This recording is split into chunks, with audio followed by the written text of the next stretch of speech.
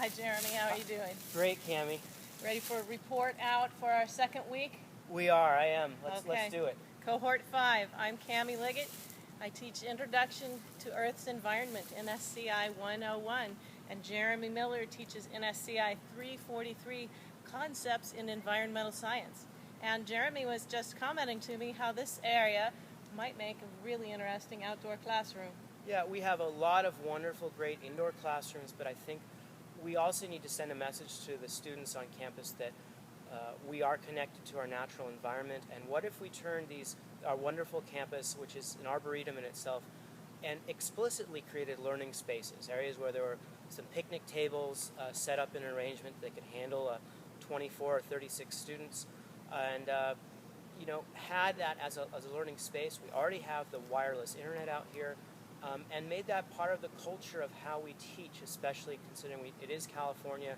More of our days are amenable to that than less, and I think could add some benefit. And you were mentioning about how some changes in the indoor spaces can be improved. In the indoor classrooms, there are several classrooms where we have a wonderful array of technology available to us, but I find it very difficult to have my students do peer-to-peer learning during activities in the classroom because the seats are set up in rows and columns, and that's modeling a very outdated philosophy of education and not one that we really want to propagate.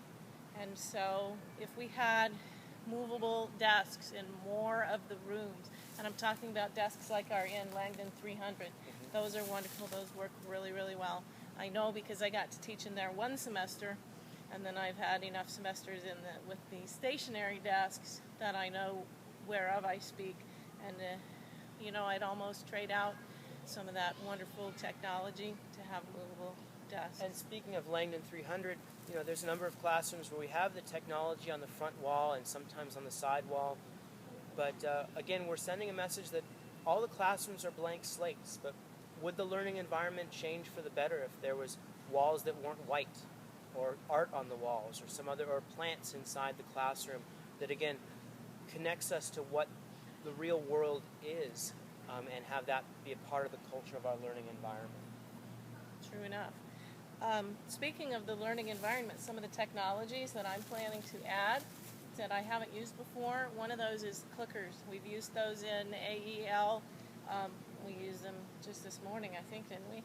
And I've really liked those. I think I'm going to replace some of my formative assessments that are online quizzes and use the clickers instead.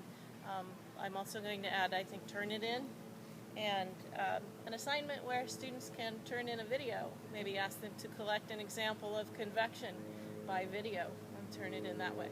Sure, and I've been thrilled to be exposed to so many of the educational apps, and I want to let my students run free and give them the space to explore those educational apps for themselves. How can they use, for example, the concept mapping and concept webbing apps that Peter DeFalco shared with us, some of the stuff with the ArcGIS, and letting them explore those wonderful technologies, wonderful web-based activities as part of a learning environment for them as future teachers. I think that sounds wonderful.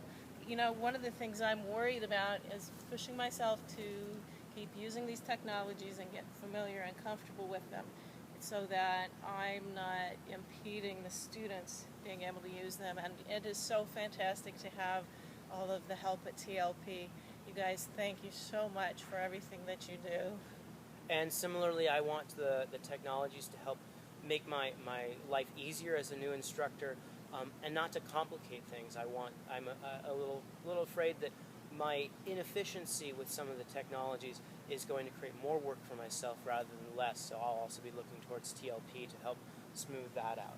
So what are you excited as we move forward? What are you excited for? Well, I think, again, teaching future teachers gives me that freedom to say, hey, let's explore these new technologies together as a class. I don't think it has to be just teachers in one box and the students in another. I think it's a learning community for both of us to really move forward as a team, and for the students to really take a lot of the lead of like saying, hey, what are the technologies that are useful in an education setting? What are the technologies that help enhance the learning environment, and what doesn't enhance it. And I think that exploration, I'm very excited to join and to partner with my students in that endeavor.